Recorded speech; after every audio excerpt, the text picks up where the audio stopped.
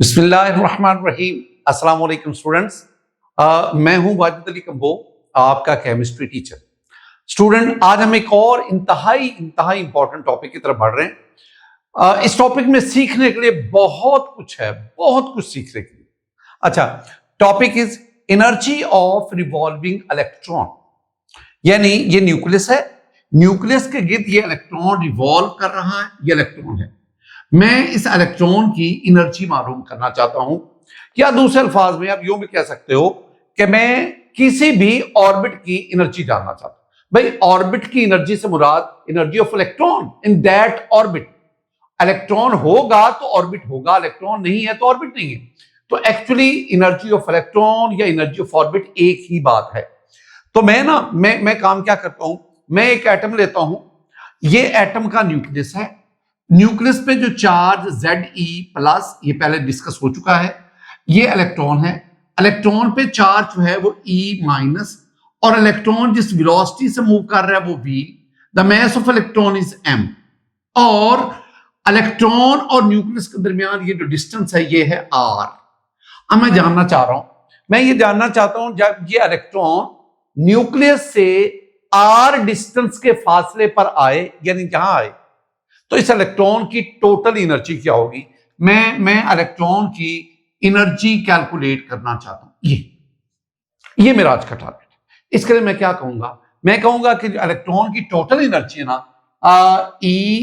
Energy of electron at point R from the nucleus, total मैं अपनी तरफ से लिख रहा हूं, that is equal to kinetic energy plus potential energy.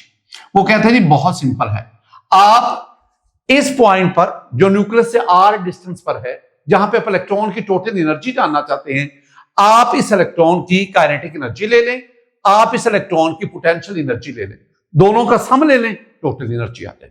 अब काइनेटिक एनर्जी स्टूडेंट कोई प्रॉब्लम नहीं है, काइनेटिक एनर्जी कोई मसला नहीं है। You know energy due to motion, that is called kinetic energy. Energy due to motion, जब इलेक्ट्रॉन न्यूक्लियस के अंदर रिवॉल्व करता है, अपनी मोशन की वजह से जो ये एनर्जी पोजेस करता है, जो रखता है, दैट इज कॉल्ड काइनेटिक। और kinetic energy you know that is equal to half mv²। लो जी, ये मसला तो मिनटों में हल हो गया। What about potential energy. अब मैंने ना पोटेंशियल एनर्जी में बड़ा करके लिखता हूं, मैंने पोटेंशियल एनर्जी जो है इसको मालूम करना है, और यही आज का मेजर टास्क है। अहम जो बात है वो पोटेंशियल एनर्जी को मालूम करना है। पहले ना पोटेंशियल एनर्जी क्या होती है। Potential energy due to position, energy due to shape, that is called potential energy. मैं ये आसान सी बात है। यानी अगर आप किसी भी बॉडी को जमीन के ऊपर रखते हैं, उसकी पोटेंशियल एनर्जी 0 है, लेकिन जैसे आप जमीन से ऊपर को तरफ लाते हैं, उसकी पोटेंशियल एनर्जी बढ़ना शुरू हो जाती है। और अगर आप किसी भी एक पॉइंट पर ले जाते हैं, वहां पे उसकी पोटेंशियल एनर्जी mgh के बराबर होती है। mgh, m mass of that body, g acceleration due to gravity, और h हाइट, कितने फासले पर आप उसको लाएं। जितना ज्यादा आप ऊपर लेते जाएंगे, उतनी उसकी पोटेंशियल एनर्जी बढ़ती जाएगी। This is called potential energy due to position. एक होते potential energy due to shape. आप ना रिस्ट वॉच में उसको वो चाबी देते हैं, पता है ना, चाबी देते हैं। हम इसमें क्या करते हैं, हम जब उसको चाबी देते हैं, एक्चुअली उसके अंदर हम पोटेंशियल एनर्जी को स्टोर करते हैं। और वो किस शक्ल में स्टोर हो रही है, वो उसके अंदर स्प्रिंग लगा होता है, और स्प्रिंग की शेप चेंज होती जाती है, वो ज्यादा कंप्रेस होता जाता है, और कंप्रेस होना बता रहा है कि इसके अंदर पोटेंशियल एनर्जी स्टोर होती जाती है। एक और भी शक्ल है, वो है potential energy in the form of bonds. ये जो कंपाउंड है ना, ये जो मॉलिक्यूल्स है मॉलिक्यूल्स के अंदर भी पोटेंशियल एनर्जी स्टोर होती है। किस शक्ल में, in the formation of bonds. ये जो एटम्स के दरमियान बॉन्ड बनते हैं, वो एक्चुअली उनके अंदर पोटेंशियल एनर्जी स्टोर की जाती है, और जब वो बॉन्ड टूटता है, वही पोटेंशियल एनर्जी रिलीज होती है। एक और potential energy, that is due to attraction between particle. जब दो ये आज का हमारा नुक्ता है, जब दो पार्टिकल्स में अट्रैक्शन होगी ना, अट्रैक्शन, उस अट्रैक्शन की वजह से उसके अंदर एनर्जी स्टोर होगी, that energy is called potential. That is in this case positive charge, negative charge, positive charge nucleus, negative charge electron, इन दोनों के दरमियान अट्रैक्शन, उस अट्रैक्शन की वजह से इस सिस्टम में, आज एटम को मैं सिस्टम कहूंगा, इस सिस्टम में जो एनर्जी स्टोर होती है that is called potential energy. Potential energy, एक तो ये बात आ गई। अब यहां पे बड़ी पेचीदा गुफ्तगू है, समझने की कोशिश करना। एक और खूबसूरत बात स्टूडेंट, बहुत बहुत अहम नुक्ता, बहुत इतना इंपॉर्टेंट नुक्ता कि आप खुश हो जाएंगे अगर आप इल्म के मुतलाशी हैं ना, अगर आप कॉन्सेप्ट को जानना चाहते हैं तो जरा सुनना। मैं बड़ा क्या कहता हूं, मैं कहता हूं जी work done on a body is stored in the form of, अब अभी सेकंड में, work done on a body, किसी बॉडी पे जो हम वर्क डन करते हैं that is stored in the body in the form of potential. ये एक सेंटेंस मेरा आज ले लो था। मैंने क्या कहा, मैंने कहा work done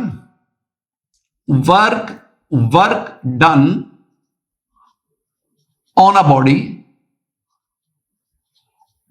body is stored, STORED, उसके अंदर स्टोर हो जाता है, स्टोर्ड इन द फॉर्म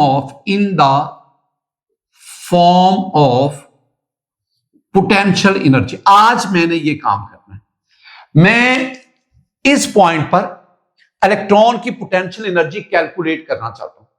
जितनी वो पोटेंशियल एनर्जी होगी हाफ mv² में मैं ऐड करूंगा, मेरे पास इलेक्ट्रॉन की टोटल एनर्जी आ जाएगी। अब अगला क्वेश्चन क्या है, अब मैंने ये सेंटेंस लिख दिया, समंदर को कूजे में बंद किया, आप इस इलेक्ट्रॉन पर वर्क डन करें और वर्क डन करने के दौरान जो वर्क डन इस पे होगा वो इसके अंदर इसकी पोटेंशियल एनर्जी को सोच। अब मैं वर्क डन कैसे करूं?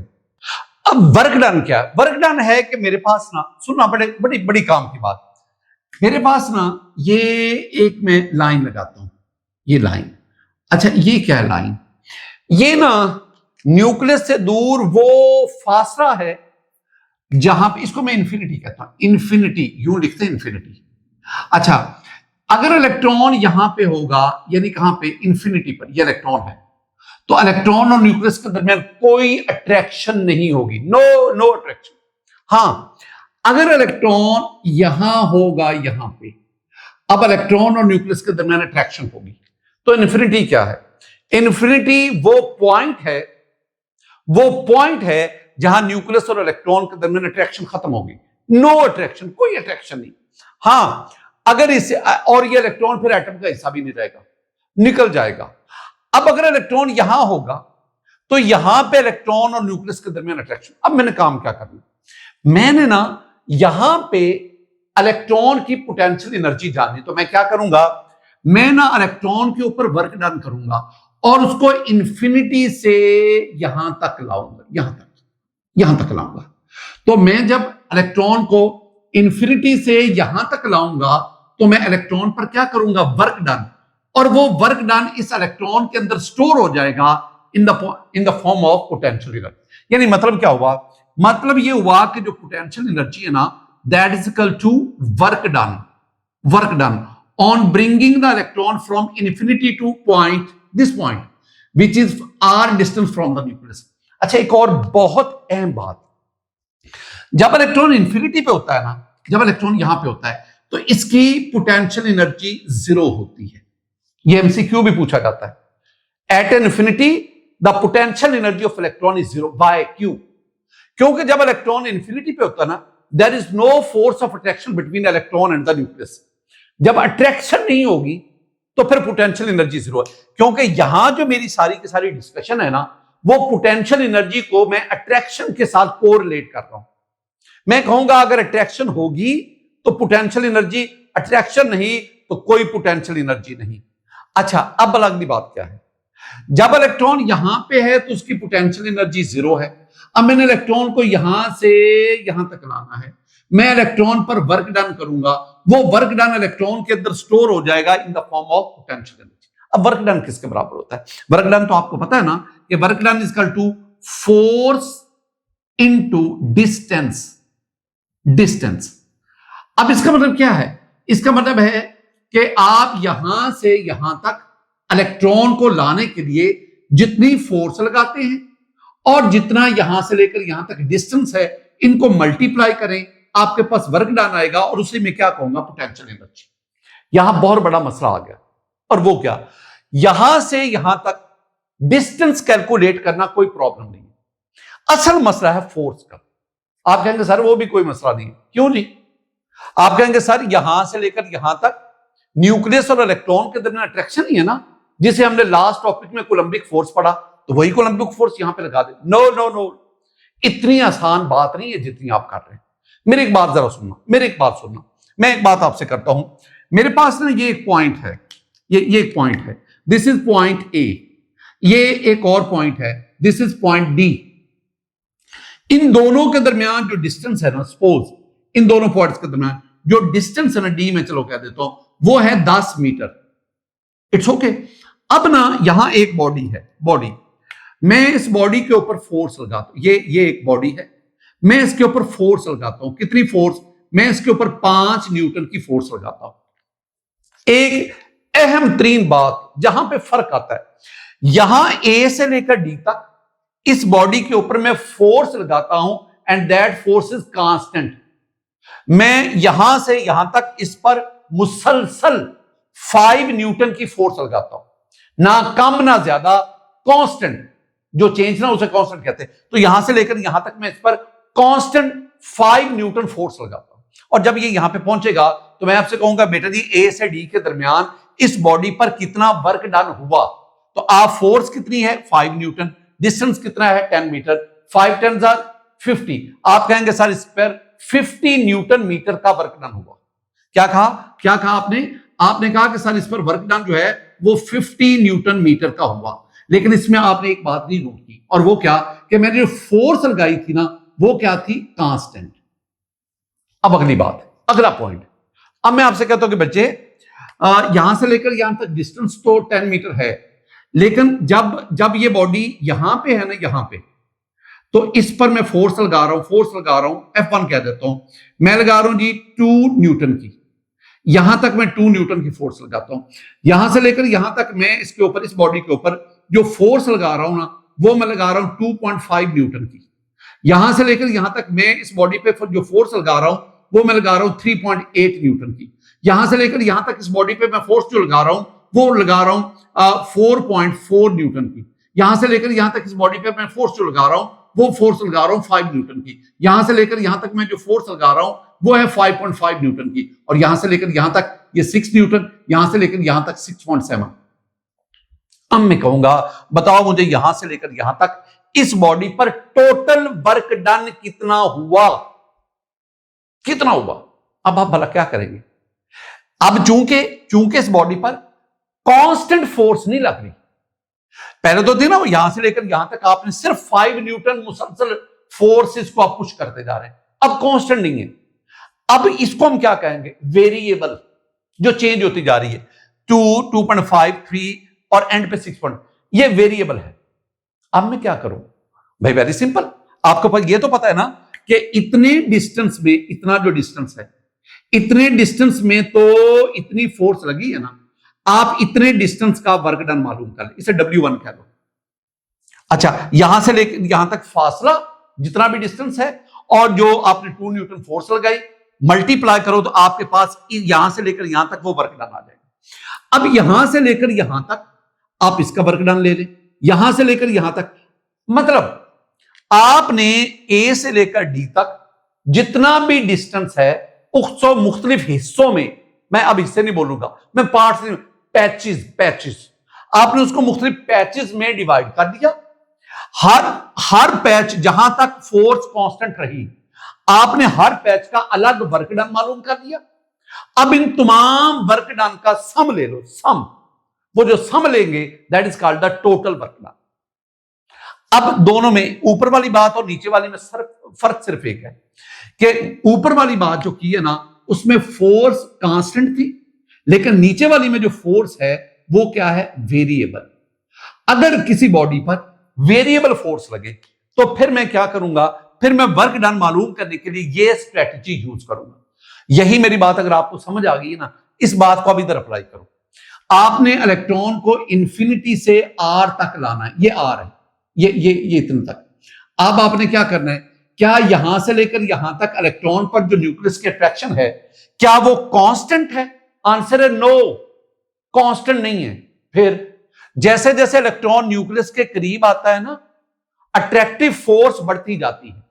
मैं फर्ज करता हूं जब इलेक्ट्रॉन यहां पे था, जब बिल्कुल इन्फिनिटी पे था, फिर वहां तो अट्रैक्टिव फोर्स 0 है ना, लेकिन जब इलेक्ट्रॉन यहां पे आया, फर्ज करता हूं अट्रैक्टिव फोर्स 1 न्यूटन है, थोड़ा सा आगे बढ़ा 1.5 होगी, थोड़ा सा आगे बढ़ा 2 होगी, थोड़ा सा आगे बढ़ा 2.7 होगी। यानी इसका मतलब है जैसे जैसे न्यूक्लियस इलेक्ट्रॉन न्यूक्लियस के करीब आता जाता है, वैसे वैसे फोर्स का मैग्नीट्यूड बढ़ता जाता है। तो इसका मतलब है यहां से यहां आने तक जो इलेक्ट्रॉन पर फोर्स लगती है वो कांस्टेंट नहीं है, बल्कि क्या है, वेरिएबल है। तो फिर मैं क्या करूं, मैं यही काम करूंगा। मैं क्या करूंगा, मैं यहां से यहां तक, यहां से लेकर यहां तक, ये जो टोटल डिस्टेंस है, इसके मैं मुख्तलिफ पैचेस बना लूंगा। पैचेस, ये पैचेस बना लिए, ये पैचेस। एक पैच का डिस्टेंस कितना है, dr, ये एक पैच का, ये यानी जैसे ही मैंने कहा ना, यहां से लेकर यहां तक, इस डिस्टेंस को क्या कह दिया उधर, dr। डी भी वेरी स्मॉल चेंज, बहुत थोड़ी चेंज। और मैंने कहा, फर्ज किया कि इतने डिस्टेंस के दौरान एनर्जी क्या रही है, कांस्टेंट। जैसे जैसे यहां से यहां तक एनर्जी क्या रही है, कांस्टेंट, और वो कितनी रही है, 2 न्यूटन की। तो अब आपने क्या किया, आपने ये वाला जो पैच, इसकी आपने फोर्स इंटू ये dr ले लिया, इसका ले लिया, इसका ले लिया, इसका ले लिया। हर एक पैच का अलग अलग आपने वर्क डन मालूम कर लिया, हर एक पैच का अलग अलग। मैं आपको एक पैच के वर्क डन का बताऊं। वर्क डन आप एक पैच का कैसे निकालेंगे, आप वर्क डन निकालेंगे, work done, work done student, work done that is equal to work done force. Force कौन सी, फोर्स वही जो आपने कोलंबिक फोर्स पढ़ी है, क्या बोला, z square over 4 pi epsilon nought r square, ये पढ़ा है ना आपने। यही फोर्स यहां पे coulombic force, the force between two opposite charges, ये लास्ट लेक्चर में काफी डिस्कशन हो चुकी। तो फोर्स कौन सी लग रही है, z square over 4 pi epsilon nought r square. ये r बड़ा इंपॉर्टेंट है, r बता रहा है कि किस फासले पे है, यहां पे यहां पे यहां पे यहां पे। तो जितना r कम होता जाएगा उतनी वो फोर्स ज्यादा होती है, यानी जितना ये इलेक्ट्रॉन न्यूक्लियस के करीब होता जाएगा r कम होगा और फोर्स बढ़ती जाएगी, अट्रैक्शन बढ़ेगी। दूसरी जो बात क्या थी, वो डिस्टेंस है, और डिस्टेंस मैंने एक पैच का कितना लिया, dr। ये जो मैंने लिखा ना, ये बात, ये वर्क डन है, ये एक पैच का इतने का, जो हम इलेक्ट्रॉन पर वर्क डन कर रहे हैं ना, जो इलेक्ट्रॉन पर हमने क्या करना है, जो इलेक्ट्रॉन पर वर्क डन हो रहा है ना, वो एक पैच के वर्क डन की ये वैल्यू आ गई। तो वहां तो बहुत सारे पैचेस हैं। अब मैं क्या करना चाहता हूं, मैं उन तमाम पैचेस का वर्क डन उनको इकट्ठा करना चाहता हूं। एक ना टर्म इस्तेमाल होती है integration, integrating the above value between दो लिमिट्स हैं, एक इंफिनिटी है और एक r। इंफिनिटी से r तक आप इसको लाते हैं तो आप उस पर वर्क डन करते हैं। तो हर एक पैच का वर्क डन आपने इंटीग्रेट का मतलब क्या होता है, इंटीग्रेट का मतलब है कोई छोटी छोटी चीजें पड़ी हैं, छोटी छोटी चीजें आप उनको इकट्ठा करते हो। जैसे मैंने आपसे कहा ना, यहां यहां यहां ये तमाम पैचेस का अलग अलग वर्क डन, और मैंने एंड पे क्या कहा था, इन तमाम वर्क डन को इकट्ठा कर लो। वो इकट्ठा करना जो है उसे क्या कहते हैं मैथ में, इंटीग्रेट करना, छोटी छोटी चीजों को इकट्ठा करना। अब वो वर्क डन को इकट्ठा कर लो, मैं कैसे इंटीग्रेट करूं, वो कहते हैं आप इसको इंटीग्रेट करें। इंटीग्रेशन में मैं क्या करूंगा, मैं लिखूंगा work done that is equal to, ये this is the sign of integration. कहां से कर रहे हो, इंफिनिटी से मैं r तक कर रहा हूं, किसको, z square over 4 pi epsilon nought r square, और ये dr आ गया। एक छोटी सी बात, ये ना ये पेचीदा काम है। प्री इंजीनियरिंग का बच्चा तो फिर भी पिक कर जाता है, प्री मेडिकल का बच्चा वो उसके लिए तो ये मुसीबत है ना, मौत है मौत। लेकिन मैं आपको ना ये इंटीग्रेशन के लाज नहीं समझाने जा रहा, मैं तो बीच में अपना सिर्फ काम करना चाहता हूं। आप ना इसमें जो कांस्टेंट है ना, कांस्टेंट की इंटीग्रेशन नहीं होती, इंटीग्रेशन हमेशा वेरिएबल की होती है। अब जो कांस्टेंट उनको साइड पे करो, कांस्टेंट कौन है इसमें, कांस्टेंट इसमें है z square over 4 pi epsilon not, ये कांस्टेंट है। और आपके पास फिर इंटीग्रेशन किसकी होगी, इंफिनिटी से लेकर आर तक, वो होगी 1/r² की। ये ऊपर ये r² डिस्टेंस चेंज हो रहा है ना, जैसे जैसे आप न्यूक्लियस के करीब आते हैं आर कम होता जाता है, और साथ ही dr आ गया। या अब ना मैं फिर आगे बात करूंगा, आप इसके ऊपर ना पावर रूल लगाएंगे। अब वो मुश्किल सी बात है ना, मैं उसकी तरफ नहीं जाना चाहता। जब आप पावर रूल लगाएंगे ना, तो बेटा जी आपके पास ये बन जाएगा z² over 4 pi epsilon not, और यहां पे ये आपके पास आ जाएगा -1/r, और ये इंफिनिटी से लेकर r तक। ये अब आप कहेंगे सर यहां से यहां कैसे आए, मैं बार बार कह रहा हूं, यहां से यहां आने के लिए आपको मुख्तलिफ यहां पे लॉज, पावर रूल लगाना पड़ता है। उसके बाद आप इंटीग्रेशन साइन को इसमें लाएंगे, काफी काम है, आप उसको छोड़े। ये नेगेटिव शुरू में आ गया तो आपके पास वर्क डन क्या बना, वर्क डन, मैं वर्क डन को कहूंगा पोटेंशियल एनर्जी, मैं वर्क डन को कहूंगा potential energy, and that is equal to potential energy आपके पास आ गई z², ये मेरा यहां का असल मकसद, z² 4 पाई एप्सिलॉन नॉट, ये माइनस शुरू में आ गया, ये माइनस बहुत इंपॉर्टेंट है, 4 पाई एप्सिलॉन नॉट r, ये आपके पास ना पोटेंशियल एनर्जी की वैल्यू है। ये मैंने आज आपसे बोला क्या कहा, अब तक मैंने क्या कहा, अब तक मैंने आपसे कहा कि बेटा जी अगर आप न्यूक्लियस से डिस्टेंस r तक इस इलेक्ट्रॉन की टोटल एनर्जी जानना चाहते हो, that will be the sum of kinetic energy and potential energy. No problem for kinetic energy, that is half m². The major problem, the main problem, the huge problem, that is to find the potential energy. Potential energy मुख्तलिफ शक्लों में, जो आज मुझे चाहिए, that is the potential energy between two oppositely charges. Here electron carries the negative charge, nucleus carries the positive charge. So between positively charged nucleus and negatively charged electron, there is a force of attraction that is the form of potential energy. Now, how to find the potential energy? When the electron is at infinity, there is no attraction between electron and the nucleus. At infinity, the potential energy of the electron is zero. मैंने क्या कहा? Potential energy is due to attraction. Potential energy is due to attraction. Potential energy is due to position. Potential energy is due to shape. But here the potential energy is due to attraction. When there is no attraction, the potential energy is zero. अब यहां पे potential energy zero है।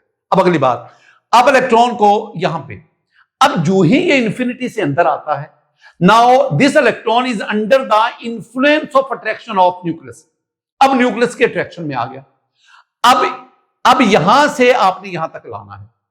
अब electron पर work done होता है, that work done is stored in the form of potential energy. तो मैंने अब यहां से यहां तक जो इलेक्ट्रॉन पर वर्क डन होता है उसको कैलकुलेट करूंगा।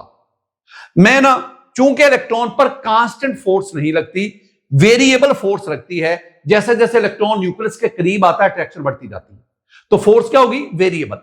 अब वेरिएबल फोर्स के लिए मुझे यहां से लेकर यहां तक इस डिस्टेंस को छोटे छोटे पैचेस में डिवाइड करना पड़ेगा। मैं हर पैच का अलग से वर्क डन लूंगा और फिर तमाम पैचेस के वर्क डन को क्या करता हूं, इंटीग्रेट करता हूं, और इंटीग्रेशन के दौरान ये फार्मूला, और मेरे पास this is the potential energy. मसला हल हो गया। This is the kinetic energy and this one is the potential energy. अब मैं दोनों का क्या लूंगा, सम लूंगा। सम देखो मेरे पास है, यानी total energy that will be equal to kinetic energy क्या होगी, हाफ mv² प्लस ये माइनस है। अब ये प्लस है ना, तो ये तो माइनस है, तो मुझे यहां पर माइनस लिखना पड़ेगा। मैं direct minus z² over 4 pi epsilon nought r। अब यहां एक और प्रॉब्लम आ गया। दो बड़े बड़े मसाइल हैं जो हमें लास्ट टॉपिक हमारा उसका सोल्यूशन देगा। दो बड़े बड़े मसाइल, वो यहां नोट कर दिया करो। पहला बहुत बड़ा मसला है कि मैं ना ये v² जो है ना, इसकी वैल्यू वेलोसिटी को मैं सारे को ही सब्स्टिट्यूट करूंगा, ये सारा फैक्टर में सब्स्टिट्यूट करूंगा। दूसरा ये r आ गया, तो दूसरा मसला आ गया r, मैं r की वैल्यू यहां पे पुट करूंगा। ये दो प्रॉब्लम है। इनका सॉल्यूशन मुझे कौन देगा, इनका सॉल्यूशन मुझे लास्ट टॉपिक देगा। अब मैं इसको दोबारा लिखूंगा और मैं लास्ट टॉपिक से इनकी वैल्यूज इसमें पुट करूंगा, मेरा मसला हल हो जाए।